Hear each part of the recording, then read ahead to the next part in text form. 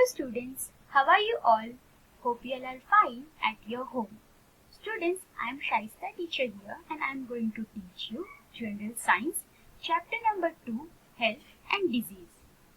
Here, in this lesson, you will learn what is health, what is disease, what are the types of diseases. So, let's study Health and Diseases chapter. Students, let's answer to this question. Here, first question, have you ever taken the leave from school due to sicknesses? Have you ever taken the leave from school due to sicknesses?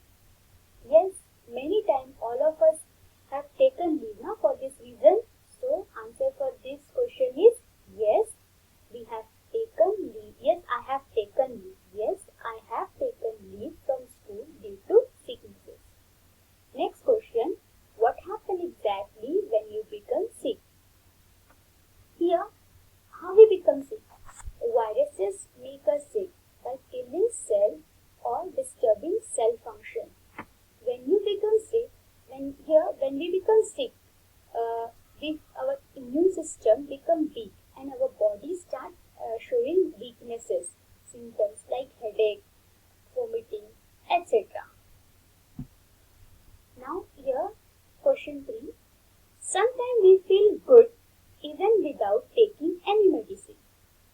Sometimes we feel good even without taking any medicine. Why? Because we feel good, we are healthy and we don't want any kind of medicine.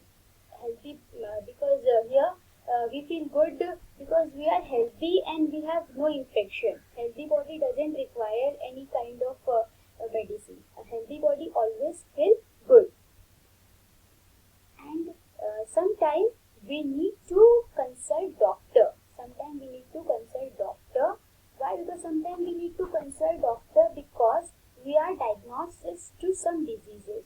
So to recover only and have a healthy life again, we consult doctor and take medicines regularly. This way we solve all these three questions. So now let's start. What is health? Next slide we will learn what is the definition of health. The health definition is given by World Health Organization. So now let's study definition of health. Students, let's study and understand the definition of health. According to World Health Organization, health is a state of complete physical, mental and social well-beingness. Physical health, mental health and social well-beingness, and not merely the absence of any diseases. Health is a state of complete physical health, mental health and social well-beingness, and not merely the absence of any diseases are known as health. Here, health is a state of being free from illness. It is a state when you are free of all illness and ready for a positive state of mind. Only a healthy mind and body will be able to do healthy things. It could also refer to a person's mental and physical condition. Let's everyone remain healthy, and for this I would suggest everybody to have good food like fruits and vegetables, which can give you more vitamin and fiber to one's health. It is good to be healthy so that we will have a great immune system that can fight against all diseases. Now students, let's study what is disease. Now students, let's study what is disease. Disease is a condition of disturbances in physiological or psychological process of body is called as disease. Disease is a disturbance in physiological or psychological process of body is called as disease. Now first understand what is physiological and what is psychological disturbance. Physiological disturbance deals with physical health of a person, whereas psychological disturbance deals with emotional and mental health of a person. Physiological disturbance is a branch of biology that deals with normal function of living organism and their parts, whereas psychological disturbance is a branch of biology that deals with the mental and emotional state of a person. This process of body is called as disease. Each disease has its own specific symptom. Okay, now students, on the base of this definition of disease, we will start our next topic, that is types of disease. Now students, let's study and understand types of disease. Here,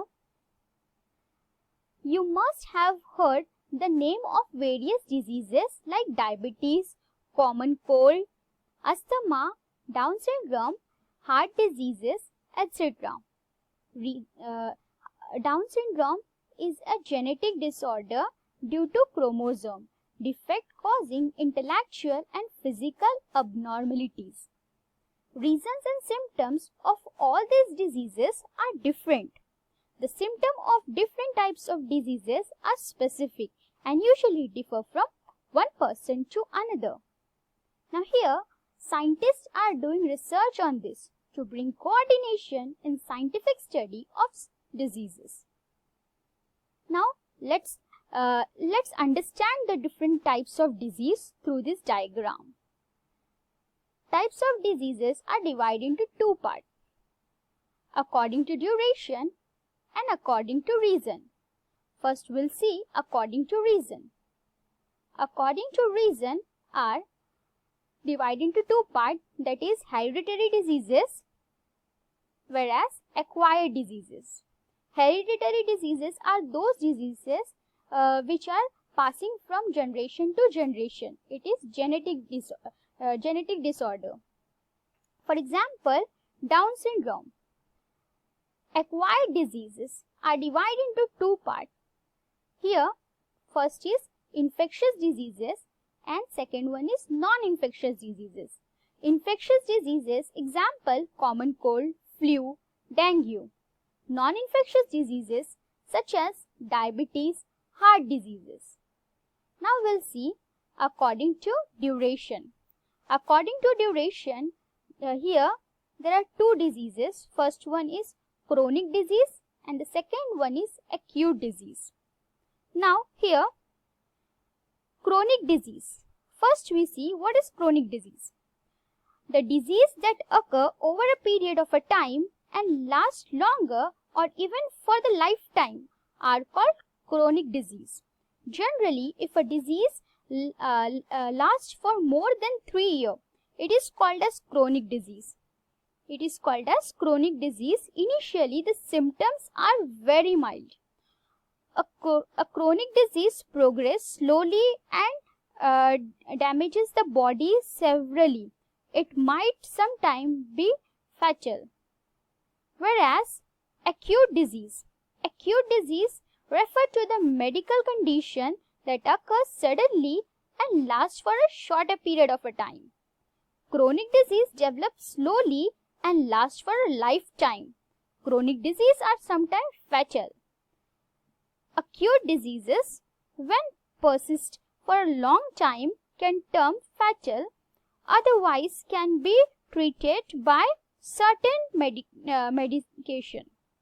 Common cold, jaundice, cholera, burn are some of acute disease. Chronic disease includes AIDS, cancer, tuberculosis, etc.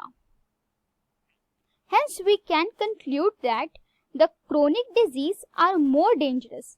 Chronic disease are more dangerous than the acute diseases and need proper care, attention and reason because they affect the patient mentally as well as physically. We have discussed this acute and chronic disease in detail. Now students, let's study and understand dengue. Dengue is an infectious disease which transfers from one person to another person through mosquito bites. Now here, mosquito lay the eggs. Mosquito lay the eggs in waterlogged places, and thereby their population increases. Here, dengue. Now see here, dengue is a painful mosquito-borne viral infection spread by Aedes and aegypti mosquito. The mosquito becomes infected when it bites a person who is already infected with dengue virus in their blood. The disease can't be spread directly from one person to another person. It's transferred through mosquito bite. It's spread only through when mosquito bites. Now here the second one is malaria. Malaria on the other hand is transmitted by the female Anopheles mosquito, unlike dengue which is spread by other mosquito. Malaria can only be transmitted by the female Anopheles mosquito. Dengue viruses are tiny agents. Dengue viruses are tiny agents that can infect a variety of living organisms, including bacteria, plants, and animals. Like other viruses, the dengue viruses is a microscopic structure that can only replicate inside a host organism. Now here, discovery of dengue viruses. The dengue viruses are the member of genuine flavivirus. Here, flavivirus in the family along with the dengue virus. These genu alongs include a number of other viruses transmitted by mosquito and ticks that are responsible for human diseases. Flaviviruses include the yellow fever, West Nile, and tick-borne viruses. Here, the dengue serotypes, dengue infections are caused by 4 closely related viruses, namely DAN1, DAN2, DAN3, and DAN4. Here, these 4 viruses are called serotypes because each has different interaction with the antibiotic in human blood serum. Now, the four dengue viruses are similar. They share approximately 65% of their genomes, but even with a single serotype, there is some genetic variation. Now here, despite this variation, infection with each of these disease and range of clinical symptoms. Now here, these all are the symptoms of dengue. What are they? Let's see.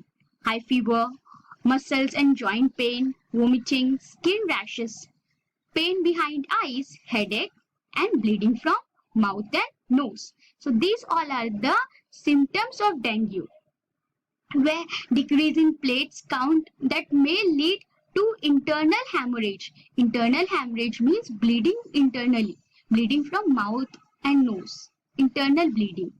Now these all are the symptoms of dengue. Now students, let's study and understand what is swine flu. Here, swine flu is a respiratory disease which is caused by influenza viruses that infect the respiratory tract of pigs. The virus used to spread only among pigs, but it has now become deadly for humans too. This contagious disease spread quickly from person to person through air, saliva, particles and muscles. A virus of swine flu are spread through secretion of nose, throat and saliva. Now here, see, these all are the symptoms of swine flu. Here, muscles pain and lack of appetite. Muscles pain and lack of appetite. Now, fever. runny nose and sore throat, headache, and diarrhea. These all are the symptoms of swine flu. Well, difficult in breathing, feeling like uneasiness and fever, throat. These all are the symptoms of swine flu.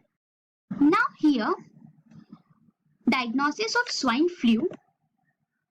To test for swine flu, a nose or throat swab is taken. Within 15 minutes, the laboratory may tell if influenza A and influenza B is present. The laboratory tells us whether it is influenza type A or type B is present.